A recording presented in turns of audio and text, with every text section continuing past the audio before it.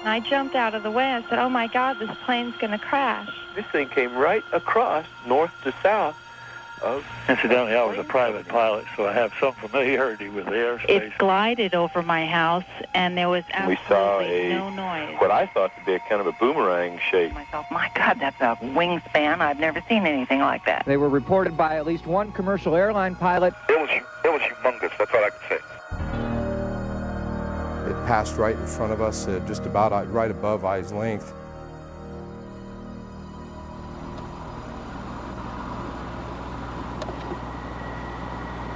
I don't hear anything, do you? No, I don't hear anything. What in the hell is that? It's wide. I came out second after Monica, and I remember looking at it. It was coming over the mountain, and it was like almost as wide as one of the humps. And it was very low. It's coming across the sky, and as it's moving, it's blocking and unblocking the stars. There is actually a shape. It was more like a boomerang than like a straight V, and then the lights were spaced pretty evenly. It was actually 5 lights that were a V, 1 in front and 2 on each side, and it was perfect. It was a perfect triangle. If you can imagine something the size of Camelback Mountain floating down Scottsdale Road, you have some idea of the intensity of this thing. The object we saw, if we opened up a newspaper, you could not block out the object that we saw. People say, Mike, now you saw a B-2 bomber. My response was, we could land all 40 of our B-2 bombers on the wing of that craft.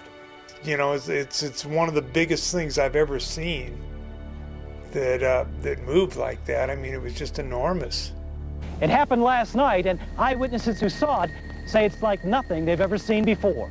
I don't know if it was as big as an aircraft carrier. It might have been, because I've never seen an aircraft carrier fly. It barely missed that mountain. Really? Yeah, came floating over the mountain. So had you not looked up, you wouldn't have known it was there? No, my daughter, it was 8:30 at night. My daughter was coming over here, and she ran in and said, Mom, you have got to see this. So we all... There was such an uproar about what people described seeing that we also did a story about it back in 1997. The first report of a strange flying object came at about 8:20 that night from a former police officer in Paulden, Arizona. Over the next 40 minutes, people gave similar reports of an object along a 200-mile route south to Phoenix and Tucson. It was gunmetal black. It wasn't shiny. It wasn't invisible. It was more of a dull, bluish black color. And we both just stayed there and looked at it for a couple minutes, and it was completely silent. When you look down the street on a hot day in Phoenix, above the street's like it's really wavy, and you see everything kind of distorted, and that's what it looked like up inside the middle of the craft.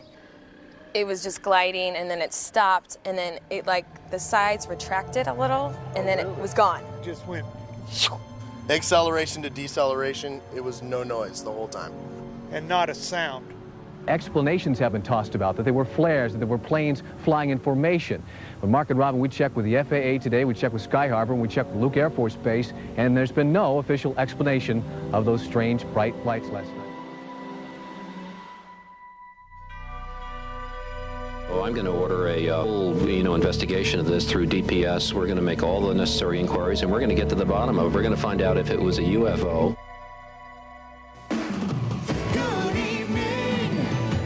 I'm Patty Kirkpatrick. Remember those mysterious lights in the sky? Well, the governor says there are new leads in the case. Good evening, Arizona. Governor is holding a news conference on the lights in the sky over Phoenix in March. Let's listen in. And now I'll ask Officer Stein and his colleagues to escort the accused into the room so that we may all look upon the guilty party. And don't get him too close to me, please. It's, This just goes to show that you guys are entirely too serious.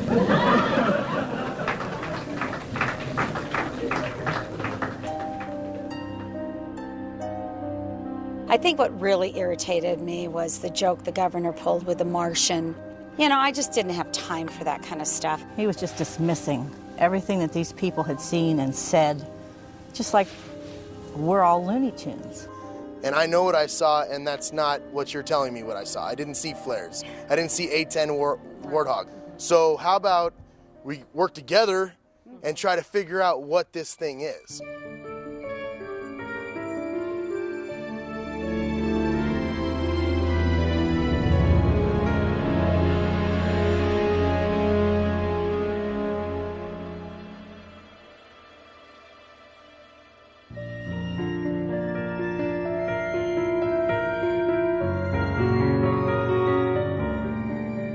So when you hear someone says they saw a UFO, you think they're crazy? Yes, I think they're crazy, yes. What puzzles me is why people laugh at the subject of UFOs, but when the laughter stops, everyone secretly wants to know, are they real? You see that now? See a big one? See it going? Do you see it? See what this? I don't know if I want to know if UFOs are real, because then that raises a lot of other issues. Who are they? Why are they here? Are they going to hurt me? Do they have chocolate?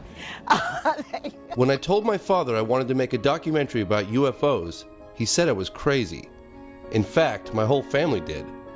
And 95% of the time, this stuff is crazy. But the remaining 5%, that is what keeps me going. This man in the saucer, can you describe him? What year was this taken, do you know? I'm James Fox, and I've been curious about UFOs for a long time. And if you look down at the very bottom, there's the little disc. Very curious. Look at that. Evidently, the Air Force is curious too. In pursuit of this obligation, And in 1952, they admitted it. we have received and analyzed between 1,000 and 2,000 reports. There have been a certain percentage of this volume of reports that have been made by credible observers of relatively incredible things. All blacked out? Wonder what was under there. With the help of investigative reporter Leslie Kane, I decided to put together some of the best witnesses from around the world for this film. Almost 10 years after the termination of Project Blue Book. The cases and photographs you are about to see represent some of the best evidence that UFOs are real. Objects of unknown origin, what were they after? The beam of light that came down at our feet. Is James? Beams were going down into the WSA. Hey, we are all in the limo and we're on. The operator in the tower would verify that, and several of us. So they were looking for fissile material. I hear the same question over and over. If UFOs are real, then surely someone in the know would be talking. So what time are we actually going on the air? Or I think 6 o'clock, you guys. Hey, Chris. You must all sign in individually? Yes, we need everybody to sign that.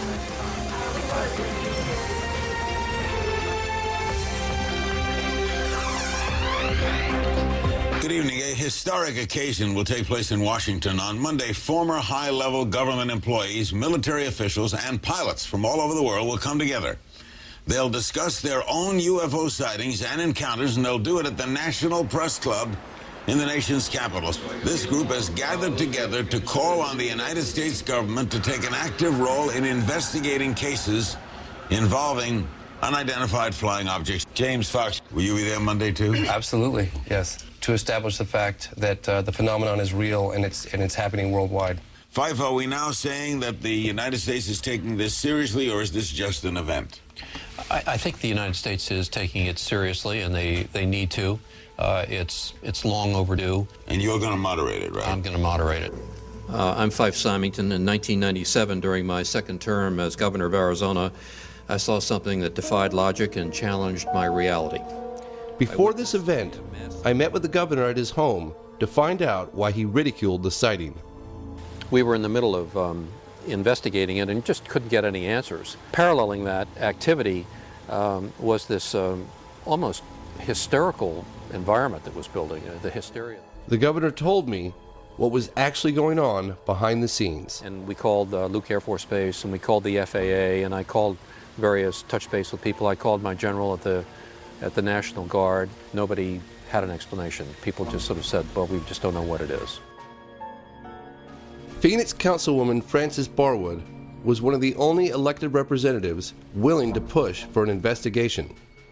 I would have thought that they would have wanted to do an investigation, but apparently they would rather ignore it. I don't know why. At Barwood's request, Senator John McCain looked into the matter personally. We asked the Air Force to look into it, and this was the first response that we've gotten. We're going to go back and ask them to look at it again. Senator McCain wrote letters to both the National Archives and the Air Force. Both claimed not to have jurisdiction over such matters. I was kind of surprised at at that response. But there are people who said they saw things, and whenever that happens, they deserve at least an investigation, it seems to me. The Air Force explanation eventually provided to Senator McCain was military flares dropped from A-10 Warthogs between 9:30 and 10 p.m.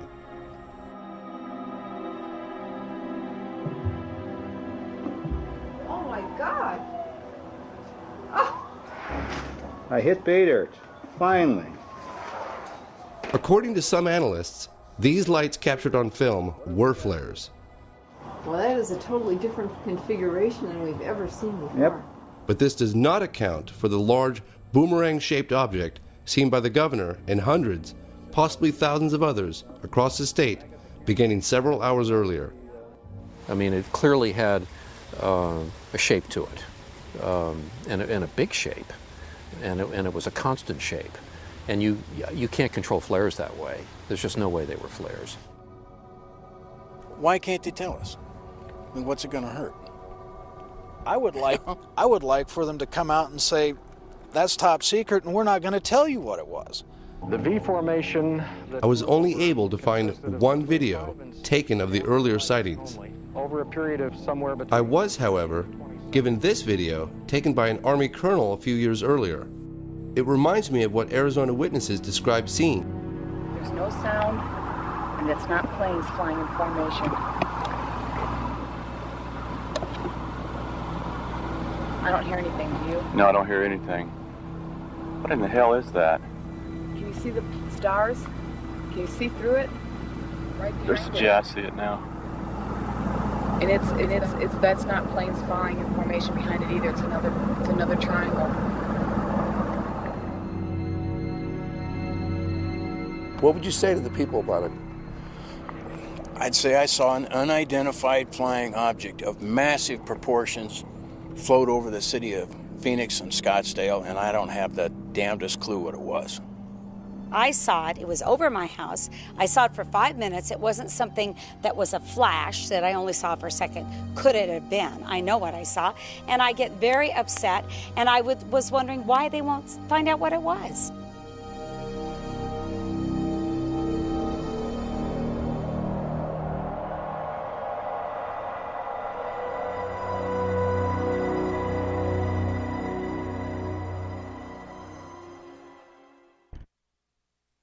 Governor Symington, I am Bill Burns from the History Channel. Just a quick question. When you were giving your press conference back in Phoenix, were there any external pressures on you to diffuse the situation in the way you did, or did anyone instruct you not to comment on the truth of what was happening in Phoenix? Well, the only external pressure, and it was significant, was the fact that there was just this massive public reaction to the lights over Phoenix. I mean, we've just being inundated by the press and people coming into my office saying this thing is just reaching heights of hysteria and concern. I'd never seen that before. I mean, I'd been in office for quite a while, and I'd never seen kind of that reaction. And so three of us sort of sat down at the end and decided to try to lighten the mood a little bit. Well, I'd like now to set the record straight. I never meant to ridicule anyone. My office did make inquiries as to the origin of the craft, but to this day they remain unanswered. I still don't know what it was. As a pilot and a former Air Force officer, I can definitively say that this craft did not resemble any man-made object that I'd ever seen. Well, I now know that I'm not alone in witnessing something extraordinary. That's the bottom line. There are many high-ranking military, aviation, and government officials, many of whom are here today, who share my concerns. Some of them have truly exceptional stories to tell. Hundreds of people saw a majestic triangular craft with a span of approximately 120 feet. Powerful beaming spotlights moving very slowly without making any significant noise, but in several cases accelerating to very high speeds. Physical traces on the ground from the craft were confirmed by the local police. The official conclusion of Japan in 1979 was that about 15% of the cases remained unidentified after careful analysis by our experts. Fue entonces que me acerqué a 100 metros del objeto. Tenía unos 10 metros de diámetro, estaba como esmaltado con una cúpula de color crema sobre una base metálica ancha y circular. No tenía motores, ni escapes, ni ventanas, ni alas o antenas. Carecía de todos los implementos típicos de un avión y sin ningún sistema visible de propulsión. Lamentablemente, el tema relacionado con los ovnis se encuentra muy contaminado y con una importante cantidad de información falsa. Most UFO sightings turned out to be misidentifications of things such as aircraft, satellites and meteors, but in around 5% of cases no explanation could be found. Washington, D.C. is no stranger to this story. Could these saucers be some kind of a secret weapon of ours? No.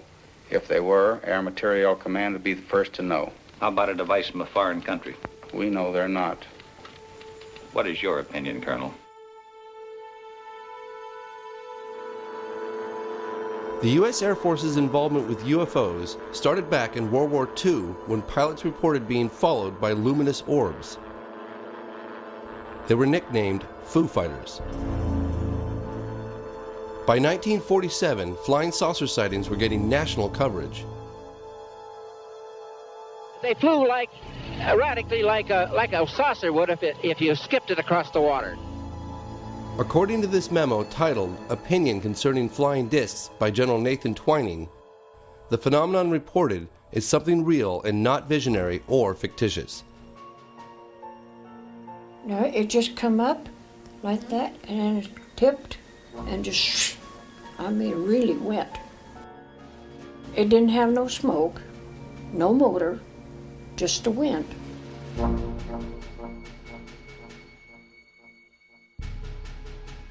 It went fast. I've never seen anything go so fast in my life as that thing went. Yeah. The sightings over Washington in July 1952 were just part of one of the biggest and most impressive UFO waves in all UFO history. This incident was witnessed by the public, military pilots, and air traffic control. The pilots went aloft. They saw a luminous glowing object out in front of them, right where the radar indicated it to be. So you had ground radar, airborne radar, and the pilots' visual sightings. Look magazine reported that radar operators at Washington National Airport tracked UFOs at speeds up to 7,000 miles per hour.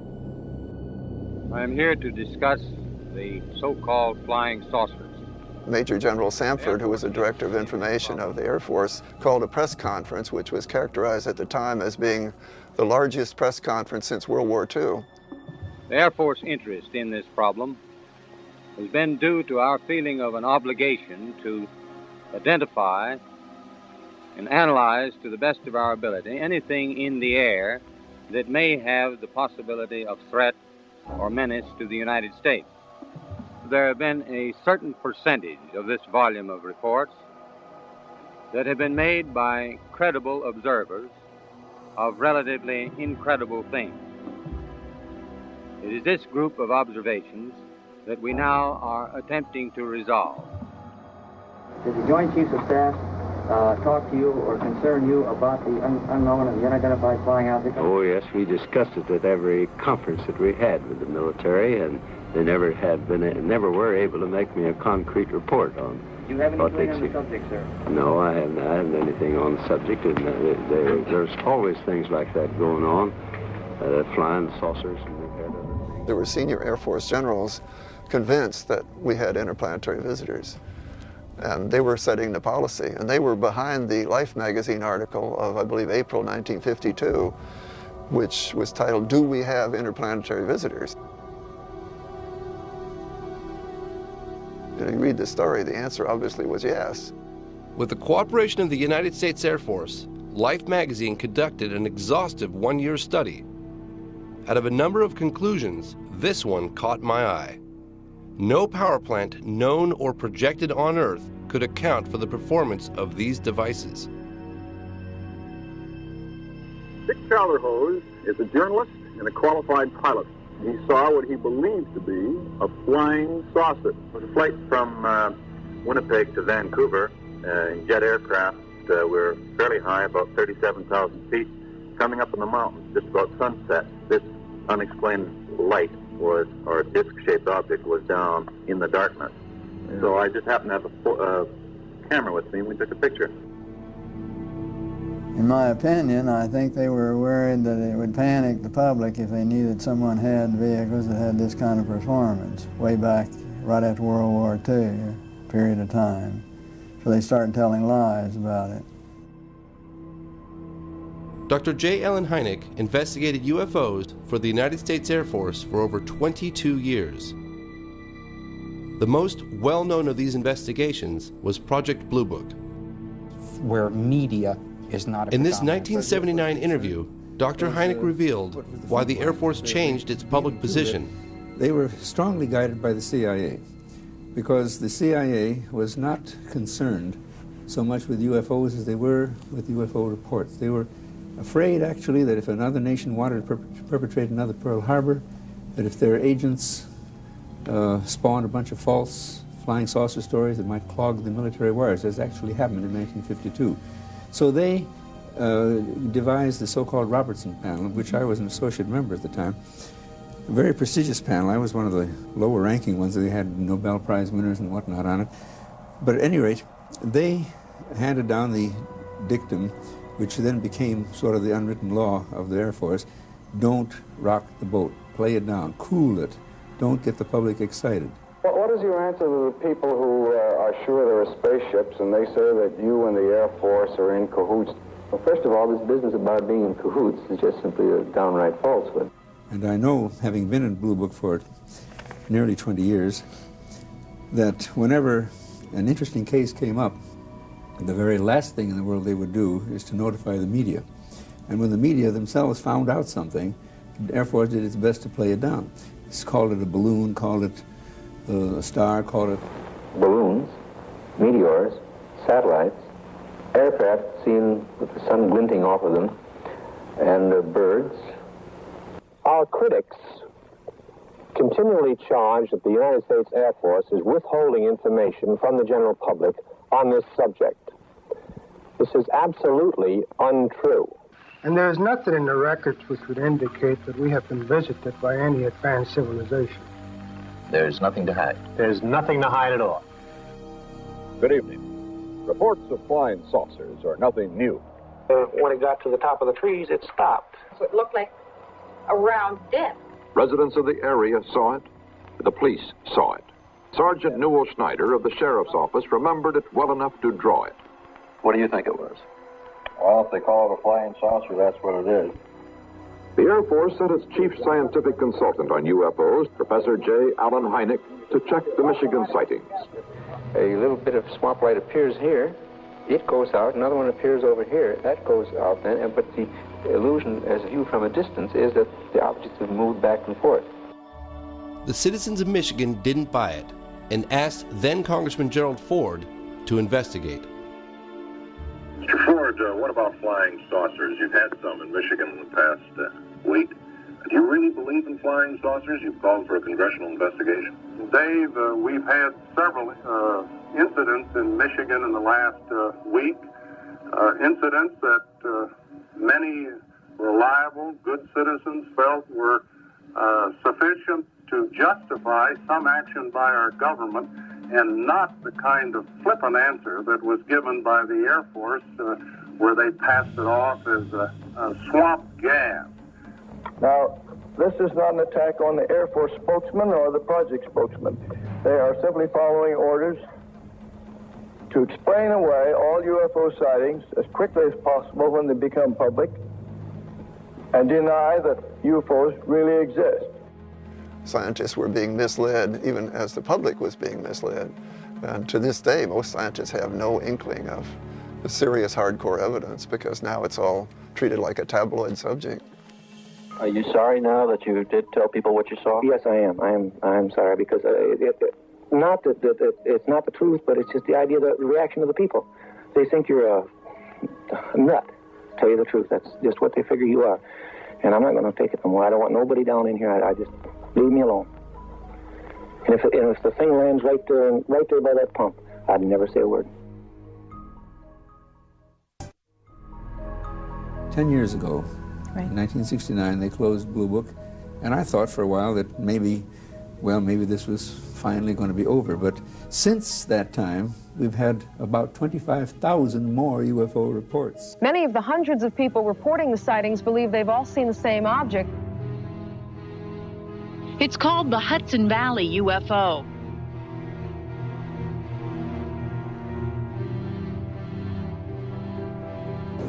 Stop playing. I'm going to tell you something, honey. I don't know what the hell it is. It moved in a very straight line, very slowly. There was absolutely no noise. There was not a sound. And it moved smoothly? Very smoothly, almost like it was floating. It was silent, it was hovering. I mean, airplanes can't hover. Do you believe in UFOs? Personally, no, sir. How do you know that you're not being used? How do you know that you know the full story when you stand?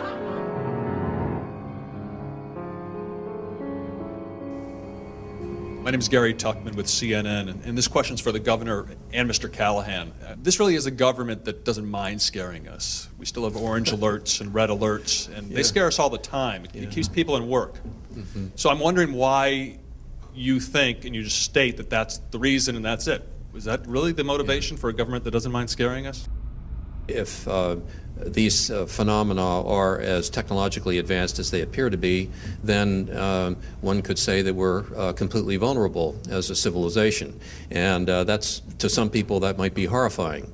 And I'm just speculating on that feeling of vulnerability. And so a lot of people like to say, well, you know, we're not vulnerable. That's just not true. That didn't happen. And they shut it out of their minds.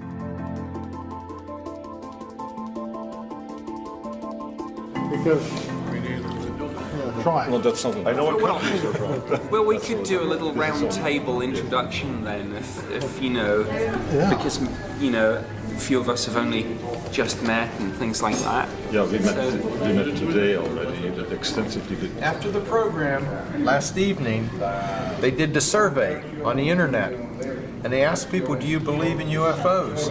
What were the results, 75 or 80%? 83% said yes. So you have a chance here. Yeah, we have a chance. An opening. Hey. You make it. You guys are all here? We were talking bad about you. Really? Someone said to be here for 6:30. I think 6:30 is the right time. We've had a crate of wine. I got here, no one was here yet, so I came back. No. The night before our big event at the National Press Club, we all met for dinner. Certainly one of the people that I spoke to was a meteorological officer. My dream was coming true. Here I was, surrounded by credible people who were about to share incredible stories. So these are reliable witnesses. Yeah. There were generals, pilots, physicists, an FAA official, an Air Force colonel. I'd never been in a room full of so many people of this caliber comfortably talking about the existence of UFOs. We were enjoying our time together. It was remarkable how everyone had something extraordinary in common. There was a mutual understanding, and I got some answers to some big questions. Why did the French government do what they did by releasing the UFO files just recently? It took 15 years to convince to do something.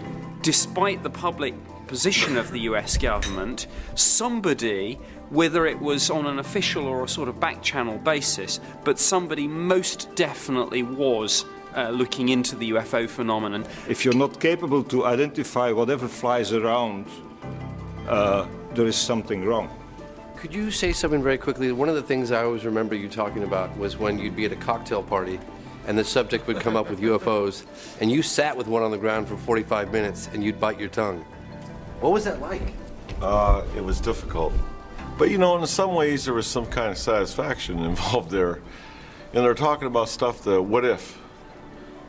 And I knew. My name is James Peniston, United States Air Force retired. In 1980, I was assigned to the largest tactical fighter wing in the Air Force at the time. I was stationed at RAF Woodbridge, England. Shortly after midnight on the 26th of December 1980, Staff Sergeant Steffens briefed me that some lights were seen in Rendlesham Forest, just outside the back gate. He informed me that whatever he seen didn't crash. He told me it landed. I then ordered Airman Kabanzak, A1C Burroughs, to respond with me off-site. That night, we were on Security 1, which was in charge of mobile security for the Woodbridge base, and we responded to Jim Burroughs' sighting of something out on the edge of the flight line. The controller on the radio broadcast over the air that go down and check out a possible UFO. There was a craft of some sort that was sitting just inside the tree line. When we arrived to the suspected crash site, it quickly became apparent that we were not dealing with a plane crash, or for that matter, anything else we've ever responded to. Burroughs would say to Jim Penniston, "Do you see that? Do you see what's out there at the edge of the trees?" It was just bright lights, you know, and the only way you can describe it is, I guess you'd call it an object. At that point in time, 3 of us had direct observation of the craft. I then asked Airman Kabanzak to relay the radio transmissions back to our control center. Burroughs and I proceeded towards the craft. The only noise we heard out in the woods was the noise of the animals. Just as Burroughs and I entered the tree line, the shape of the craft was defined. The closer we got, the more the white light dissipated, but what appeared was a triangular craft. When we approached it, it was, I say it measured probably about 9 feet long, maybe 6 feet high, a little higher, maybe 6.5 feet. The lighting emanated from the fabric of the craft, and it would actually move around. I mean, it would move. You'd have different locations where maybe a little blue lighting was going into it, or maybe a little red. And then there must have been some type of lighting underneath of it because it silhouetted the aircraft itself. I went around and started doing a 360 walk around the area, taking, recording my observations. I was looking underneath the craft like that. I had taken quite detailed notes on that. Type of aircraft still unknown. No apparent landing gear. No sound, but appears to be pulsating somehow. Yeah, it was pretty nerve-wracking. I mean, there's something there right in front of you, you don't know what it is. I would go ahead and feel the craft, which was warm. There was static electricity in the air. Very warm to touch. Identifying markings are on left front side. As I came around to the one side of the craft, there was etching on the facing me just above the center part of the craft itself. Of course, this is done all freehand as I was walking around the craft, but these symbols ran from left to right across, and then underneath that line of symbols was this, which is triangular, and some type of circle here, some type of circle here, and a larger circle here. And of course, all this was filled in with the etching part of it. I was curious about the symbols that Jim Penniston copied in his logbook. I had these symbols enlarged and then showed them to cryptologist and mathematician George Daglish. I wanted to know if he had any ideas as to what they might mean. The first symbol looks to me like a vessel with a steering oar afloat in some sort of medium. The second symbol looks like a glyph associated with a mathematical idea known as the Fibonacci series, which is found everywhere in nature. And this is what we have here. The root of a Fibonacci series, 1, 2, and 3, taken as a whole, which is a rather clever glyph, all in one. Mr. Daglish stressed that this was only speculation, but I found his interpretations quite interesting, especially since I've always heard that the only universal language would be mathematics. From that glyph. So this is the last glyph, and how did you decipher this? They could represent an apse in an orbit, a perigee, or an apogee. And if they are apogees and perigees, it means that the orbiter is doing a highly precessive orbit, like that. So if you were going to survey a planet, and this is an orbiter, I assume, which would be a very sensible arrangement if you were using the vehicle as a surveying vehicle, because you would get a maximum look at the planet.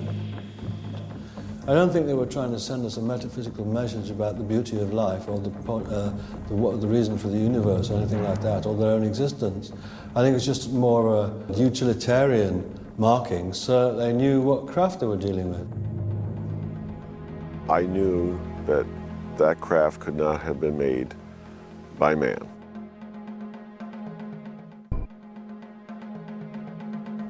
And then it started moving back in between the trees with absolutely no sound, no air disturbance at all. Takeoff, unknown speed, and I write, impossible. I mean, it was threatening to me, but it wasn't the type that you were going to shoot on it. And also the fact was that, what would happen if I would have shot at him? What good would it have done?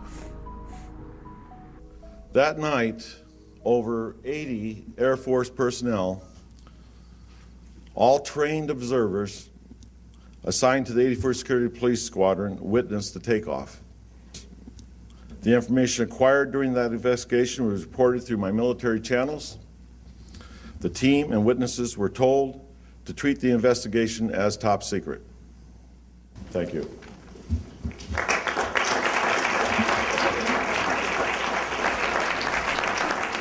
As the deputy base commander, Colonel Charles Holt was in charge of the investigation when he too became a witness. In late December 1980, I was called upon to investigate a very strange event, an event that was distracting our security police from their primary duties. I believe that he went out there to debunk the whole situation, and I think he got in the middle of a situation he couldn't explain either. 2 nights later at the family Christmas party, I was interrupted by the on-duty police commander. He told of strange events and said it was back. Since my boss had to present awards, I was tasked to go out and investigate. I fully expected to find an explanation. During this entire event, I was fortunate to have with me my small pocket recorder. It's a little in there. What you're about to hear are excerpts from the original recording made that night. There's no doubt about it. There's some type of strange flashing red light ahead. It's yellow. I saw a yellow tinge in it too. Weird. Now we've got an object about 10 degrees directly south, 10 degrees off the horizon. And the ones in the north are moving, one's moving away from us. It's moving out fast. This one on the right's heading away too. Yeah, we're both heading north. Okay, here he comes from the south. He's coming toward us now. One approached at a very high speed and sent down a strange beam right at our feet. Now we're observing what appears to be a beam coming down to the ground. This is unreal. Another object sent down beams of light into the weapons storage area. The whole time we had difficulty communicating with the base, as all 3 radio frequencies that we were using kept breaking up. I have no idea what we saw that night, but I do know with great certainty it was under intelligent control.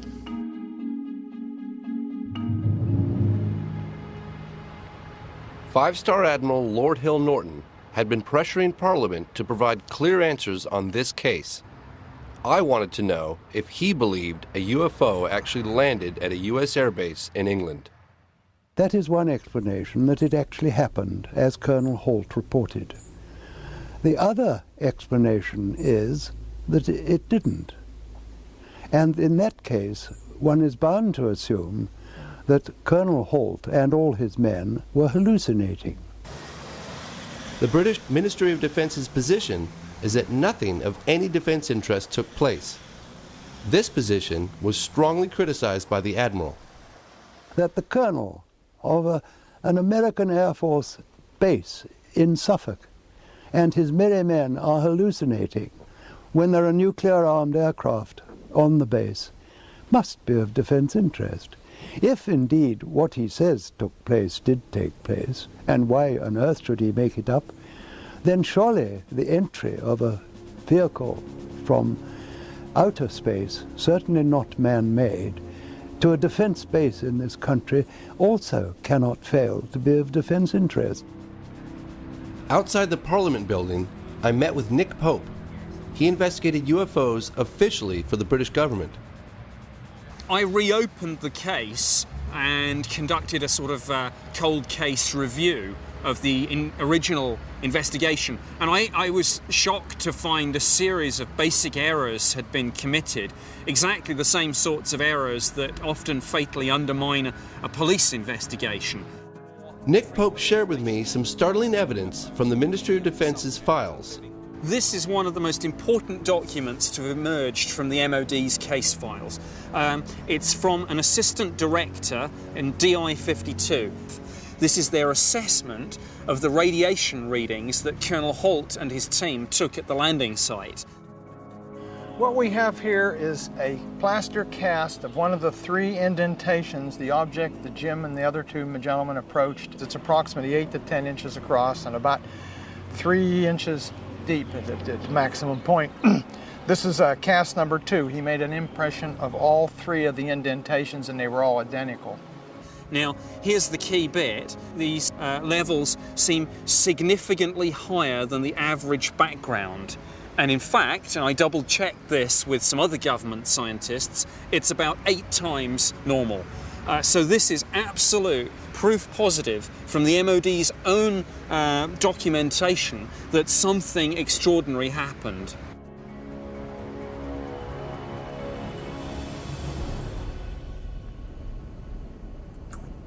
Back in America, I arranged a meeting between Colonel Holt and Sergeant Nevels, one of the men who was with him that night. Well, I don't believe it. Come on, sir. How are you doing today? It's been a long time. These men shared an extraordinary experience, one that puzzles them to this day. Still wobble a little bit, but I make it. I was glad to have brought them together after 28 years. If you've been there and done that, it's a whole lot different than the skeptics that we sometimes run around with, and they can't believe us. And a lot of the other people that were involved, especially Peniston and Burroughs and all, have had all kinds of complications and career problems. I did too. Peniston retired as a tech sergeant and probably should have made chief. There's no doubt about it. There's some type of strange flashing red light ahead. Step by step, Colonel Holt and Sergeant Nevels went over what happened that night. It's brighter than it has been. Phil, it's coming this way. It is definitely coming this way. What was going on right there? It was approaching us. Yep. No way of calculating how fast it was going. It was just gone. The turns were 90-degree turns. They were just abrupt. Right, and there's no way that anything we had in technology then, and I don't believe the technology we have today would allow anything that we saw to make the turns the way they turned. We met with General Gordon Williams, the wing commander of the entire base. He would neither confirm nor deny the incident. He did, however, tell us how he felt about a leaked memo written by Deputy Base Commander Colonel Charles Holt. That went under the door and I didn't see it. Now, did he have a motivation in doing that? Did he think that if he brought it into me, I would have stepped on it? I certainly would have looked at it very carefully because it had some things in there that I don't think we were prepared to defend. Once that cat was out of the bag, you know, I couldn't put Humpty Dumpty back together again, and it lived its own life. I just find this very interesting that the U.S. Air Force or government generally says that they don't investigate UFOs since the termination of Blue Book, and yet you're convinced that there was an investigation that took place. So who gave the orders to do that? It certainly didn't come from anybody that was normally on the base other than the OSI. I didn't tell my wife. I didn't tell my daughter. I had a top secret clearance, and when I was told to shut up, I shut up.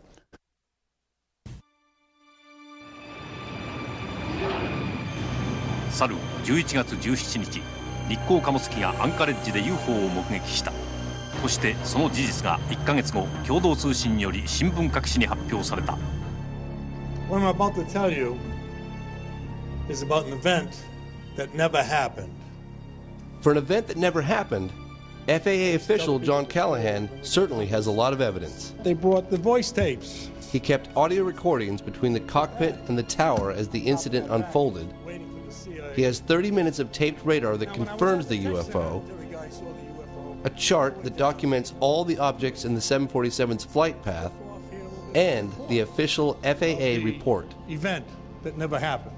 According to Callahan, all of this was presented to the CIA in a private meeting. When the pilot first reported the UFO, he described it as a huge ball with lights running around it. He said it was about 4 times bigger than the 747 he was riding. And remember, the 747 has an elevator. And he's looking out the window and he sees something that's 4 times the size of his aircraft. What you're about to see and hear are excerpts from the actual radar and cockpit conversations as the incident unfolded.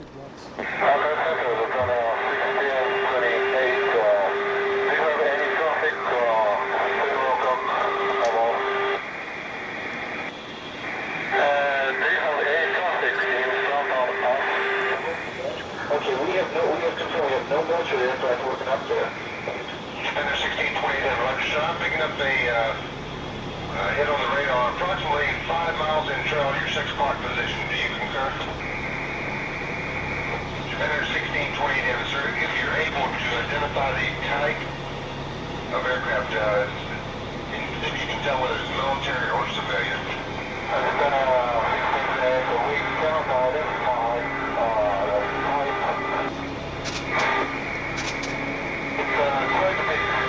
okay. It is what? It is an unknown. Okay, we've lost contact with it now. 2030. We're almost on time. I think we're within 20 seconds or so.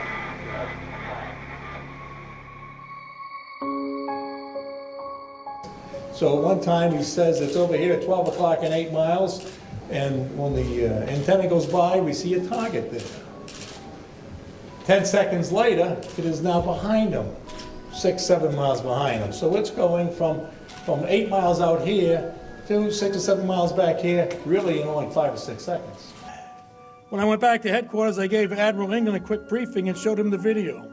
He set up a briefing with the President Reagan scientific staff. He told me my function was to hand this operation off to those people. And those people ended up being the CIA, the President's group, a bunch of grunts that came to the meeting. The CIA said to all the people there, this event never happened. We were never here. And you're all sworn to secrecy. We are confiscating all this data. And they did. They took everything that was in the room. In those days, when you printed out something from the computer... Fortunately, he kept copies of everything back in his office. That's the end of my speech. Who are you going to believe? Your lying eyes or the government?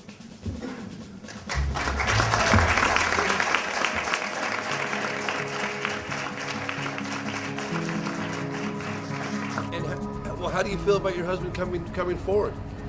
Well, I think that's John.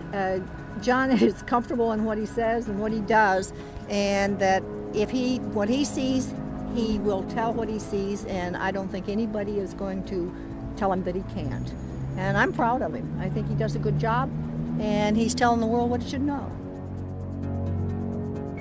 One of our greatest success stories was getting General Jafari from Iran to D.C.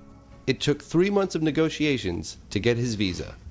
Jafari was one of 2 Iranian fighter pilots ordered to intercept a UFO hovering over Tehran, Iran in 1976. The pilot in the first jet lost instrumentation and communication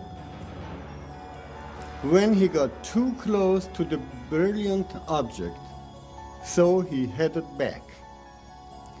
About 10 minutes later, they scrambled a second jet which I was piloting.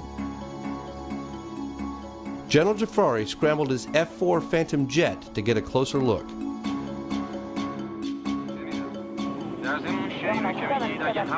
He gave us this Iranian Air Force reenactment film featuring the original witnesses and planes.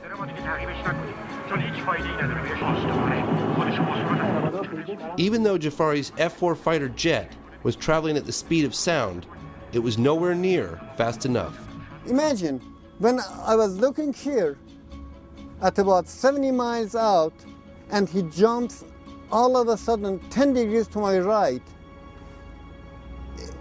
In this angle, 10 degrees, this part which it was traveling becomes about 26.7 miles per moment.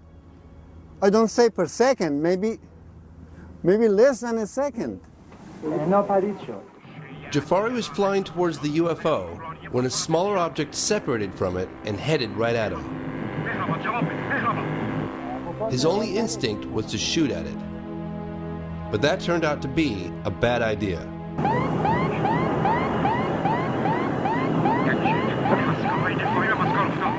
All the instruments were fluctuating with the garbles and the radio, so I was really frightened. So I decided to turn away, and I said, if it comes closer than about 4 miles, I will jump out. So, having maneuvered away from the object, Jafari's control panel returned to normal, and he regained contact with the tower.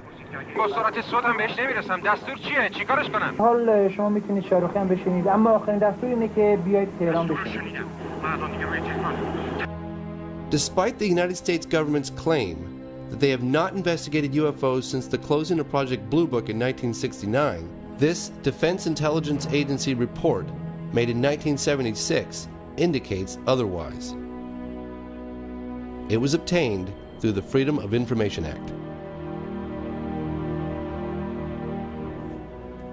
So you think the reason why they're not telling us is because they can't trust everyone? They can't trust, and the second one, maybe as I said, they don't want people to be panicked. Now, we don't take sides on 360. We like to present you with facts and information from different angles and let you make up your own minds about things. That's particularly true with mysteries. And for many Americans, there's no mystery greater than UFOs. James Fox helped organize today's UFO-related event in Washington. He joins me now, along with astronomer, former Air Force pilot and skeptic, James McGahey. Thanks for being with us, both of you.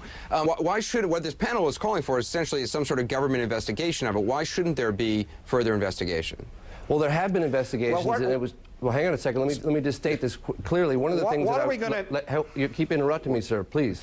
One of the things I want to mention very quickly is that the official position from the Air Force is that they terminated Project Blue Book in 1969, and there have been no official investigations since then. However, we found evidence to suggest the contrary on a number of cases. In Tehran, the general said the Americans were making discreet inquiries about the case there, as well as Bentwaters, England. The colonel said that the OSI came in and investigated that case. So you believe there is a government investigation going on, you just want it more public?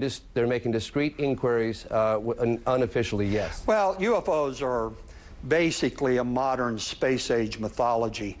It's a conspiracy wrapped in superstition and myth. Where does this superstition and myth come from?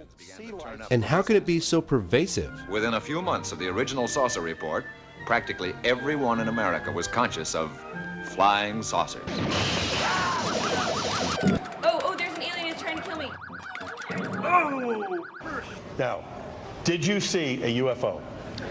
I did, and the rest of the account, it was unidentified flying object, okay? It's like, and so, wait, we're just getting started. You've got to be kidding. And then I would say, where was it?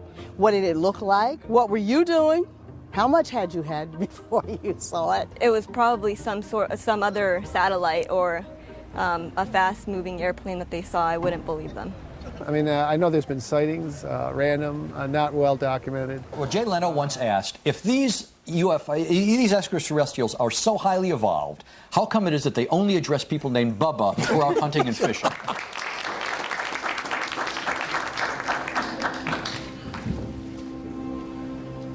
Ladies and gentlemen, good morning. My name is Wilfried de Brouwer. I'm a retired Major General of the Belgian Air Force, and I was Chief Operations in the Air Staff at the time that an exceptional UFO wave took place over Belgium. The nature of this sighting was such that people identify a large triangular platform with very intensive spotlights and also hovering, being static at a certain moment, being able to fly at very low speeds and then accelerating to very high speeds in seconds. In addition, these objects didn't make any noise. It was only a humming noise.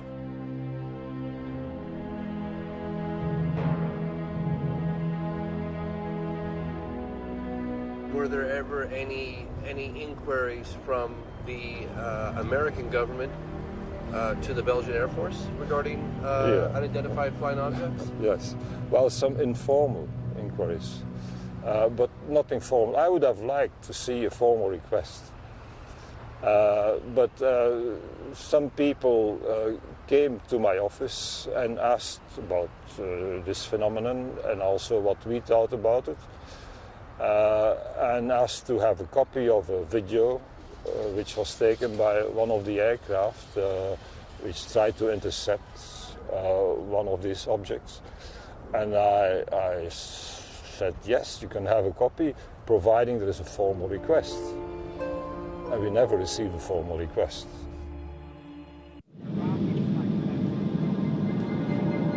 Airline 544, Roger, I do have a primary contact now. Good morning, everybody. Thank you for coming this morning. My name is Ray Bowyer, and I fly a civilian airliner as captain.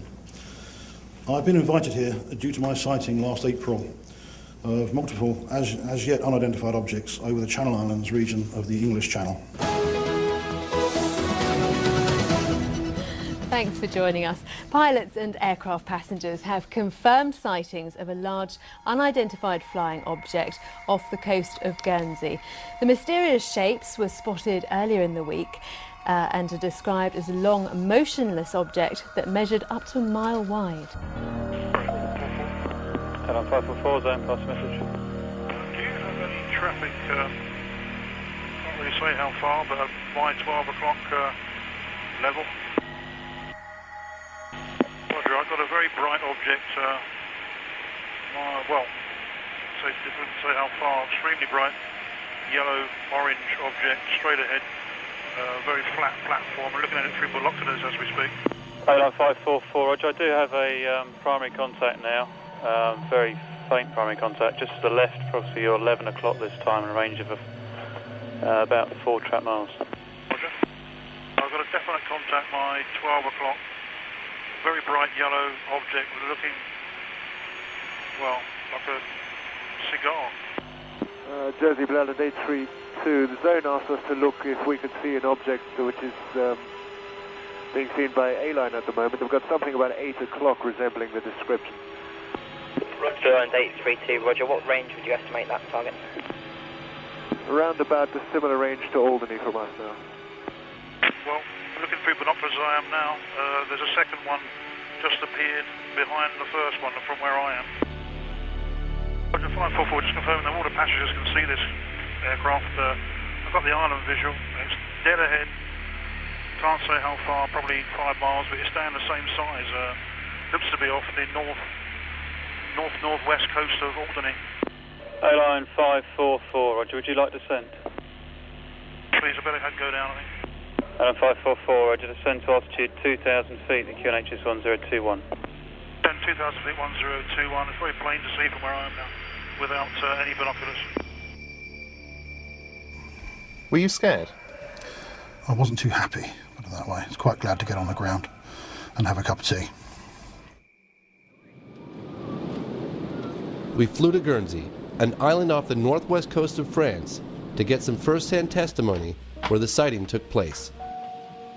Here, we met with Captain Ray Bowyer and 2 of his passengers. We're travelling back from Southampton to Alderney in a Trilender. I had noticed Ray looking out through the windscreen with his binoculars, which is quite unusual. I saw Ray turn around and talk to someone behind him while we were flying. Now, it wasn't worrying from the standpoint of flying, but it was unusual. And he was gesturing to something down below. On nearing the object, a second identical shape appeared beyond the first. Both objects were of a flattened disc shape with a dark area to the right. They were brilliant yellow with light emanating from within. and I estimated them to be up to possibly a mile across. I pointed it out to John. He had to lean across me to be able to see it. It was like that. This was a big object in the sky, very, very big object. And I didn't want to be too close to it. So it was at that time anyway where we had to descend to land. And with both objects still visible and a lot of the passengers in the back of the aircraft, we descended through the 2,000-foot haze layer and lost sight of it. So Ray, why didn't you bring this to the attention of your passengers? I mean, normally when a pilot sees something of interest, he says, if you look out to your left, you'll see... Yeah, New York. Right, you know what I mean? It was a little bit far away from here. Well, it was, I didn't want to alarm anybody at that point. There again, as we got closer to these objects, there was no hiding it. They were just there.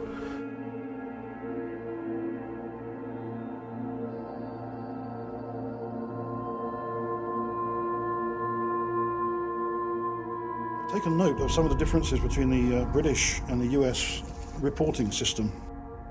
It appears that attitudes on opposite sides of the Atlantic are very different when it comes to the required reporting and recording of this type of event.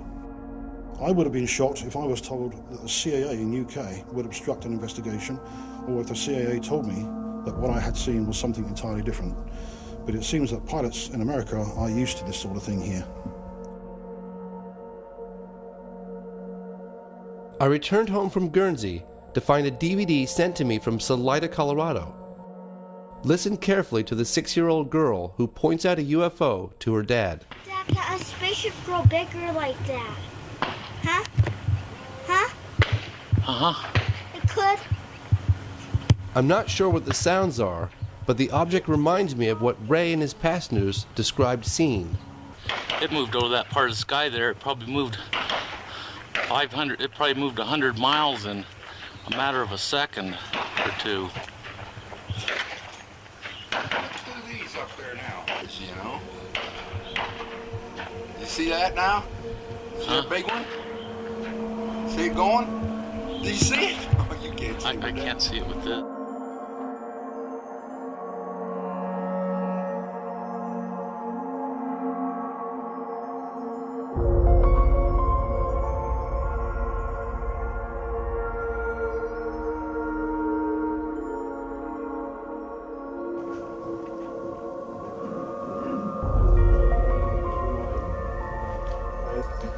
My name is Jean-Charles Duboc.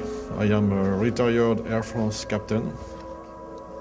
During Air France flight 3532 from Nice to London on 28 January 1994, I observed with my crew a UFO in broad daylight near Paris. And it looked like this, with a bank angle of 45 degrees. It seemed to be a huge flying disc. It stabilized and stopped moving. It was about 1,000 feet wide. The most incredible aspect is that it became transparent and disappeared in about 10 to 20 seconds. My co-pilot, Chief Steward, and I quickly realized that what we were seeing didn't resemble anything known to us, and we reported our sighting to RANS traffic control. There is a crew of 3 persons plus radar correlation at the same time, not the same place but the same time, and that means that we have had something real over Paris one day, a huge thing. Good evening. Last week, several people in Stephenville, Texas, a small rural town of about 15,000, 70 miles southwest of Fort Worth, witnessed what many are calling a UFO. James Fox, I know you've been probing this for a long time. We've never got an answer to this. Why do you think the Air Force doesn't want this out? Well, I mean, what are they going to say? We don't know what's flying around in our airspace with impunity. Why can't they say that? I think that possibly could. I wish they would. If the Air Force is listening tonight, why don't you tell us the truth?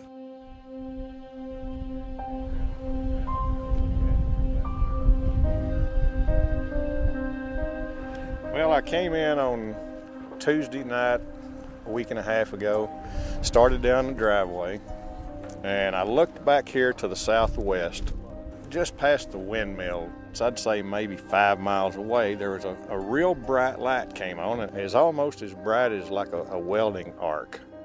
One of the guys that was at my house that night called up and said that he wasn't coming back to my house until we got armed guards. And I said, why is that? And he said, well, there was a UFO flew over your house Tuesday night.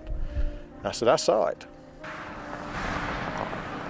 I was so distracted by what I saw that you could have had a train go in front of me and I wouldn't probably heard it, because I was so focused on these lights. But I do not remember hearing any noise at all whatsoever. How would you describe the acceleration? Probably the speed of light. And I tried keeping up with my binoculars and I couldn't. This case, so far, qualifies for that 5%. The lack of sound, the speed of the object, and apparently the military's interest. There were two jets coming from that direction this way, and I did hear the jets. You know, we're used to seeing military aircraft in our skies here in this area. We're used to seeing, you know, the helicopters and the fighter jets and the C-130s, and I mean, we know what those look like. By the way, so, when it comes to military aircraft, I am a trained observer, so. Whatever that's supposed to mean. Whatever that means, right? Why don't we take another break here? We're visiting with James Fox, filmmaker in town, doing research on the UFOs and interviews. We'll take a break. We're back right after this. Good evening, everyone. Welcome to Dublin. In Dublin, the whole town showed up to discuss this sighting. My name is Steve Hudgens. I'm senior field investigator for MUFON. We're down here to investigate this extraordinary event. It was going so fast and it didn't make any noise that lights seemed to be streaming and breaking around it. Then 10 minutes later it came back by, and that's when it had the two military jets chasing it. I've been a witness to this and give you all the information I can.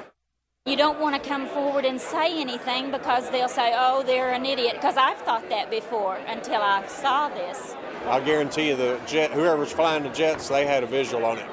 It was incredible. I listened to many witnesses and then went to the editors of the local paper where this story first broke. Headlines. I mean, these are all headlines. Angela Joyner saw me on CNN the night before and assumed I had all the answers. Major Carl Lewis at Carswell, I've talked to him a lot, and he said something of this size would leave a sonic footprint much like what we know as a tornado path. It would just demolish things on the ground. Why don't we see that? I have no idea. That's a good answer. Angela and local radio station Mandatory FM introduced me to Ricky Sorrells. We had a drink at the local bar where he agreed to meet with me the following day. All these aircraft in the area, they wouldn't normally be flying. They told me that Ricky had seen a lot more than lights in the sky. Have we called that door kid up? I used to think that people that saw this and came on camera and said this kind of stuff, I thought, man, these guys need some help, you know? But it happened to me, and I can't change that. I had a hard time dealing with it, but... So you looked out all the way in that direction, you didn't see the edge? Looking up, Ricky said he could not see the edge of the craft in any direction. You couldn't see the edge of it? Couldn't see the edge of it. But I do know this, it's bigger. You could have landed an airplane on that, I believe. God, it's an incredible story. Nothing, no sound, no when it was hovering, nothing when it moved from left to right, and nothing when it took off. And holding his rifle and sometimes actually looking through his scope, Ricky stood under the craft for about 3 minutes. I don't know if you've ever been in that situation, but no, I certainly haven't. I've been in it only very few times in my life, but I had to slow my mind down to actually think about what to do with it, the information that I was receiving for the first time. And that's what I did. I studied it. You know, I seen no nuts, bolts, rivets, seams, no welds, none of this. It looked like a piece of sheet metal. You know, it wasn't shiny. It was a dull, I don't know what you call it, matte finish maybe. And this is what I had a hard time with, was if something was to leave, in my mind, it should pivot up and go, like an airplane would. This did not do that. This stayed completely flat, and it went at a 45-degree angle away. And it took off at such a high rate of speed that no way I can describe it. As if I would have blinked, I would have thought it just disappeared. On January 21st, 2008, Robert Powell and Glenn Schultz received radar data from the FAA. This image was created directly from that data. Each black dot, and there were over 140, represent radar confirmation of an unknown object whose flight path is seen heading towards Crawford Ranch. I just want to know what it is. You know, why was it here? What was it? Is it ours? You know, that kind of thing. Although the military initially denied being in the area, the official explanation from the Air Force is now a flight of F-16s. After each witness I meet, I find it increasingly difficult to accept the military's response. I've actually stepped back and tried to view the big picture.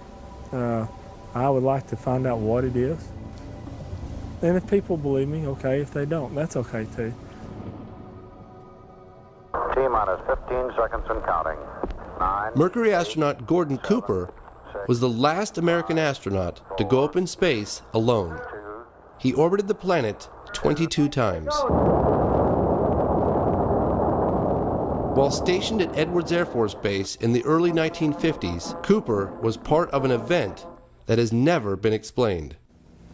I was having some cameramen film the installation of a precision landing facility we were putting in right on the edge of the dry lake.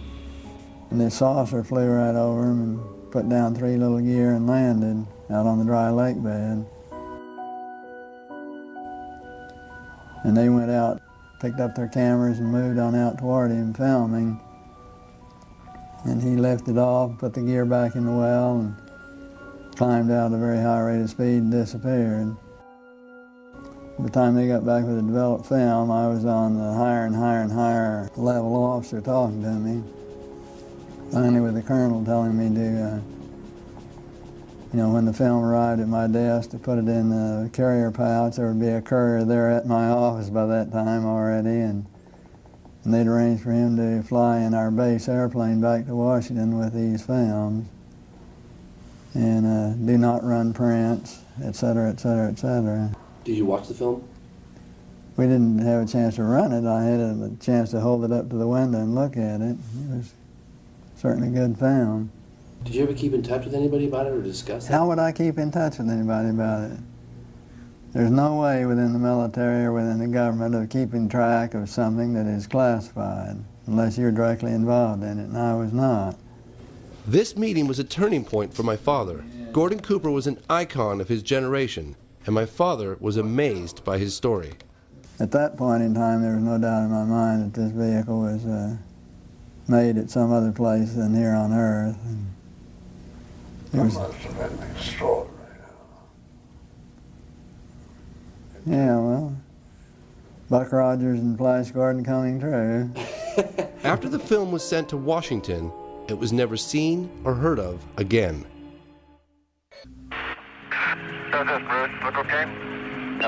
Apollo 14 astronaut Edgar Mitchell was the 6th man to walk on the moon. He has met with people in military and government positions from several countries who have privately shared with him information about UFOs. Seem to be well-documented events that represent flying craft that do not match anything we have in an earthbound arsenal. I felt that Dr. Mitchell would know the reasons for secrecy. Why are we stonewalled? I can't answer that question. I think it's long past time to open this up to the public. But the best answer is probably because they don't know what to do about it anyhow. My father and I caught up with President Carter at a book signing in San Francisco. What happened to the UFO issue? What happened to the UFO issue? I don't really know what happened to it. I saw one, but I don't know what, it just disappeared. Okay. Did you ask when you were president? What he said? Yes, but there's a lot of different answers, and nobody has proof of things.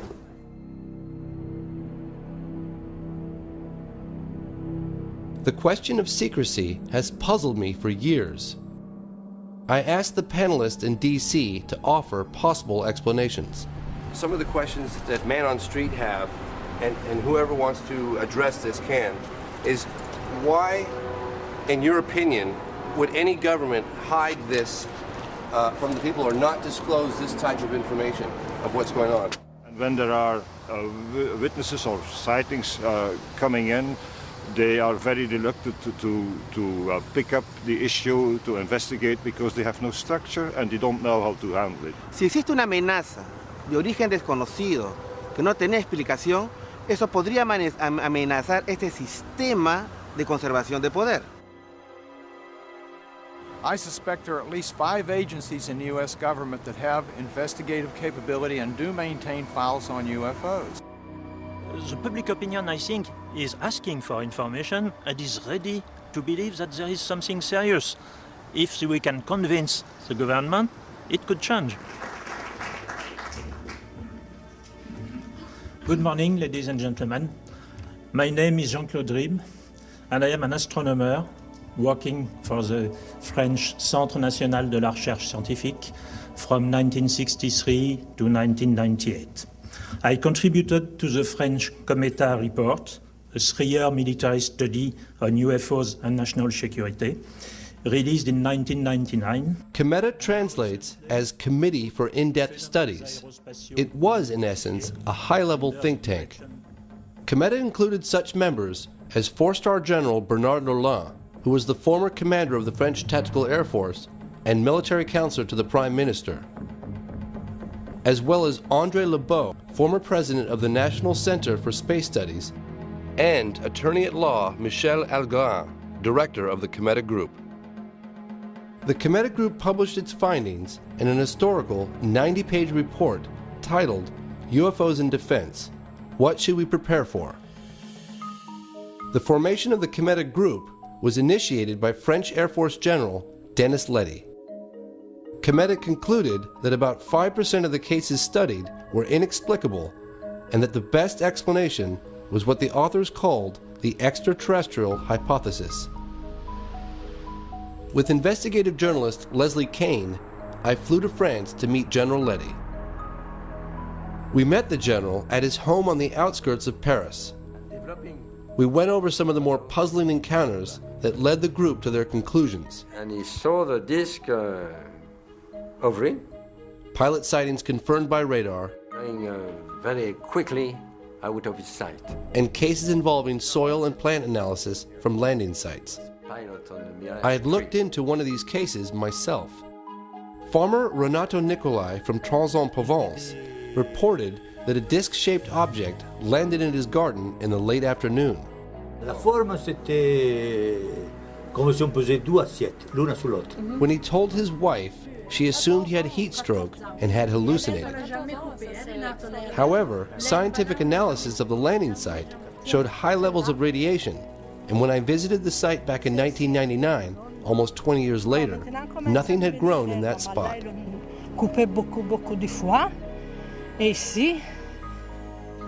The town of Trans-en-Provence labeled the farmer a flying saucer fanatic.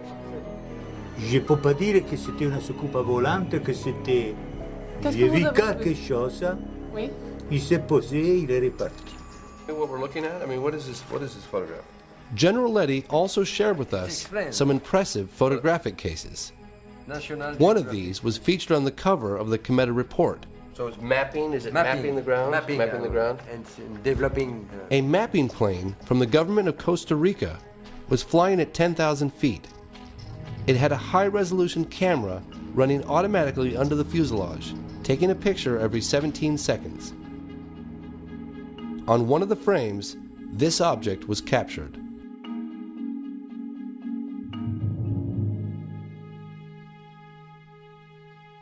After careful analysis by several scientists, including Richard Haynes and Jacques Vallée, it was determined that the object captured on film was a real 3-dimensional airborne object. So do you think if it was announced that people would panic? If the government's announced, well, the unidentified objects are real?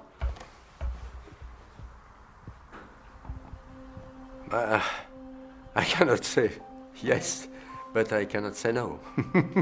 I asked the general to explain the committee report's extraterrestrial hypothesis. For us, we think that the best explanation is that object came from outside. We don't say they come from outside, but the best explanation is that hypothesis.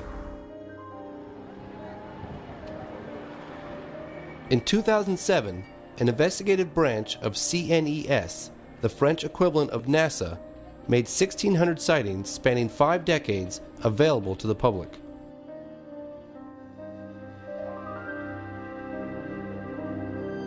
I asked CNES for an interview. I wanted to know who allowed the release of these files and why. C'est le président du Centre national d'études spatiales, quand il a décidé de remettre en route l'activité du GEPAN, de réorganiser, qui a donné comme mission de travailler de façon transparente vis-à-vis du public et des médias. We reviewed several extraordinary cases. Some even involved landings. I asked him what his personal beliefs were. Je crois que probablement nous découvrirons dans le futur que peut-être il y a de tout et que certains cas sont peut-être des visites extraterrestres, mais d'autres cas seront probablement des observations naturelles qu'on n'arrive pas encore à expliquer aujourd'hui. Et ça, c'est grand comme histoire. C'est grande histoire, oui. C'est un grand projet. Ouais.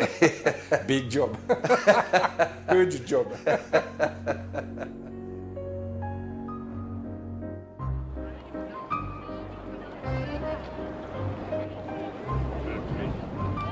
I wanted to know how releasing this information might have affected the people of France. We took to the streets. Je vois un ovni, vous croyez tout de suite qu'il est fou? Non, je pense qu'il doit y avoir des hallucinations ou certaines choses qui permettent de penser qu'on a vu un ovni alors qu'il n'y en avait pas.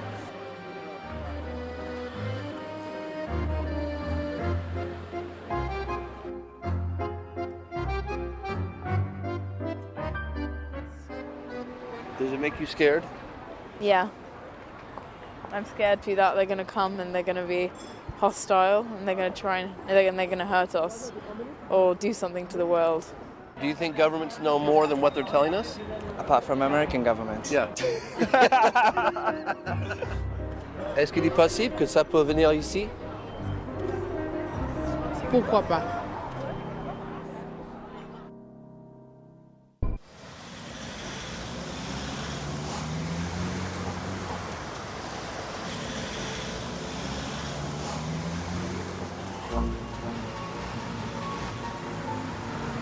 So what do you think that the British government, the MOD, is preparing for any type of disclosure? Or do you think it's just, how's it going to happen? Or is it going to happen?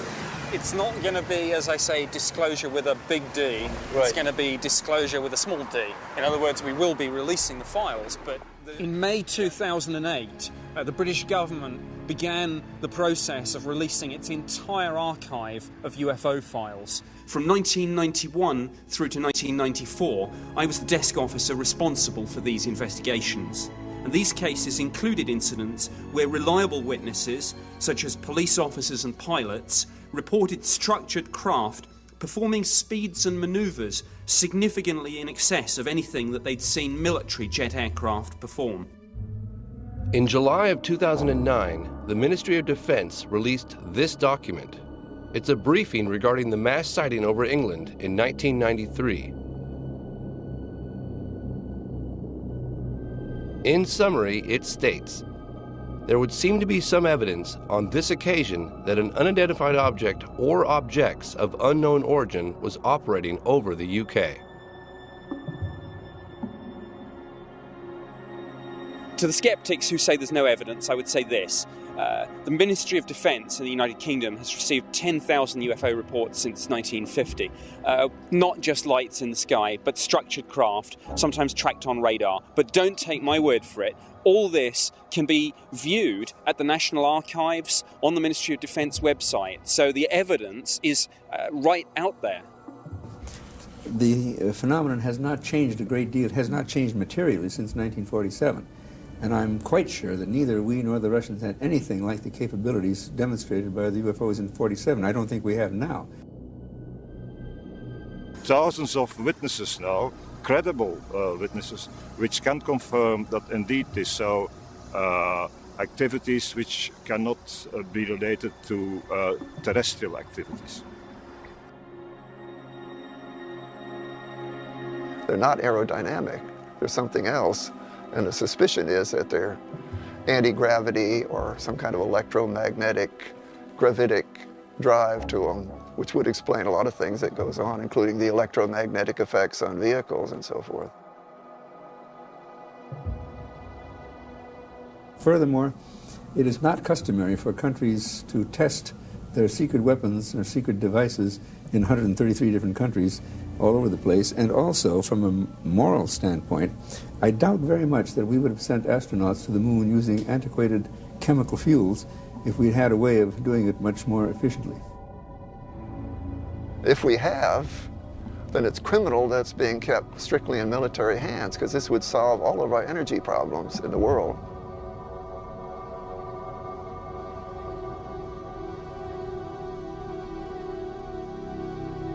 So I've given up the whole idea that it could possibly be from any place on Earth. Why don't governments tell the public what's going on? To accept that some object overfly and the country being unable to clear the sky of the... You cannot admit it. Do you think it's possible that it was from another world? My Air Force training says I can't think that way, okay? A story this big, there's no way it could be kept secret from the public. What do you say to someone like that that says that? Well, somebody's kept it pretty secret for quite a while, haven't they? Our country needs to reopen its official investigation that it shut down in 1969. The United States government can no longer shun an international dialogue about this phenomenon, and we invite the government to work in cooperation with countries as represented on both sides of me here today. This position is supported by President Clinton's former Chief of Staff, John Podesta. Podesta, also an advisor to President Obama, spoke at a 2002 press conference organized by the Coalition for Freedom of Information.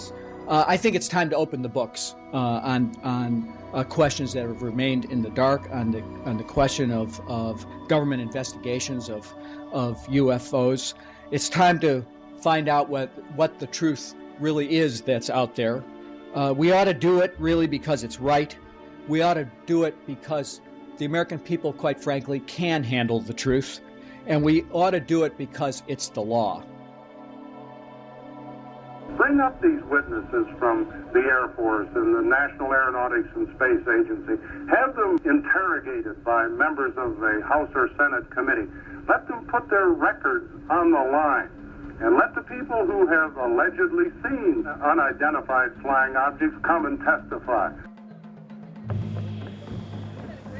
There was one last thing I asked Jacques Patinet, the man who helped release France's UFO files, what advice he would give to the American government. Oh, j'ai pas vraiment de conseils à donner au gouvernement américain. Je pense qu'il est. Mais bon, je pense que simplement dire que je pense pas qu'il faut avoir peur de la diffusion de ces informations. Voilà, c'est tout. Mais je ne veux pas me permettre de donner de conseils au gouvernement américain, certainement pas. Con mi avión procedí a perseguirlo y nos hemos ido alejándonos y en ascenso de la base. I've met with UFO witnesses from around the world, military officers, politicians, and everyday people like you and me. And he says, this target over here... They come forward with nothing to gain and everything to lose because they want answers. All the way across this valley. Not the same old explanations of swamp gas, military flares, weather balloons, or misidentified aircraft, but the truth. There's no reason for me not to say what I saw. I had nothing to hide. I have nothing to gain. You know? Maybe somebody involved with the U.S. government knows the origin of these craft, but I don't. All of a sudden, 10 degrees to my right. If they're ours, then somebody has been hiding revolutionary technology for over 50 years. I've never seen anything go so fast in my life as that thing went. Yeah. If any of them are not man-made, then we're not alone.